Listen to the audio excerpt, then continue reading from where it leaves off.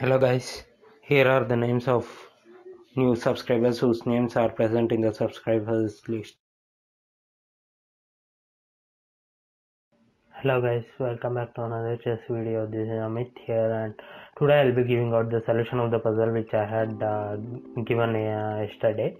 The puzzle was like a bit simple to be in a way, but if you are going to analyze this properly, you can see that the rook is also eyeing the knight on the d5 square, and also the queen is also eyeing the knight on the d5 square indirectly. Actually, they are guarding the piece indirectly.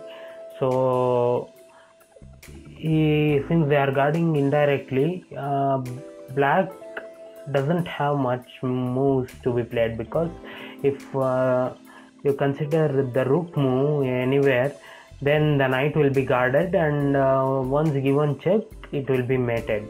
And also these two pieces are the rook on the e4 is having that task of preventing the queen from guarding the knight on the d5, and the bishop on the g5 is actually preventing the rook on the h4 from guarding the knight on the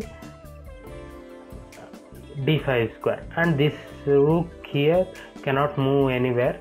And also if knight moves anywhere, then bishop takes the rook, and the only move that black will be able to move is king takes the knight on the d5, or the pawn push to d3.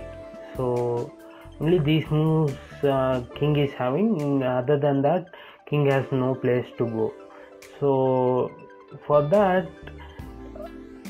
these two moves are available. So for that, if you try to analyze properly, then you need another piece into the play, white piece into the play, so that he can try to mate the black king.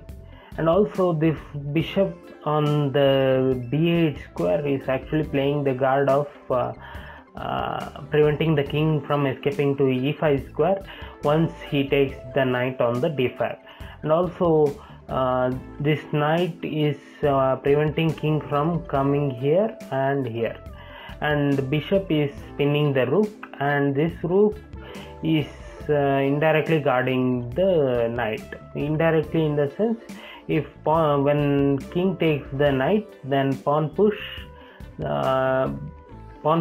can be played to c5 without this capturing n%. And also this, as I told you earlier, rook is indirectly guarding the knight, and queen is also indirectly guarding the knight. So in order to prevent these two moves to be played, white has to make a strategic move, which is he has to use his knight on the f2 square, which is the only place which is not doing any work. So in order to activate the knight, you need to play it to d1. So as I told you earlier, rook cannot move, because let me show you the solution. If rook plays here, the knight gives check, rook cannot take the knight, and king cannot take this, and he can't escape. So knight d1 is a move. If rook plays anywhere, then knight to b2 is a mate. If bishop takes the rook, then also same move, knight to b2 is a mate, because he cannot come here, here, or here, or here. So everywhere it is not possible for the king to move. So rook move and bishop move is not possible. And if he pushes this pawn, then queen directly takes the rook, and it's going to be a checkmate in 2. And if he doesn't push the pawn, and if he makes a knight move, then bishop takes the rook, and it's a mate. And this rook can also go here, but knight gives check, and it's going to be a mate. So these two pieces cannot be moved. So, and also if king takes the knight now, then knight to e3 is a mate, because this is also pink, this bishop is also pink, This rook is also pinned. So and black has no other move to play. So this way this puzzle is solved. Hope you like this video. If you like this video and you have not subscribed yet, please subscribe to my channel. And now I'll be giving you another puzzle. Hope you solve it. If you solve it, please respond in the comment section. Thank you.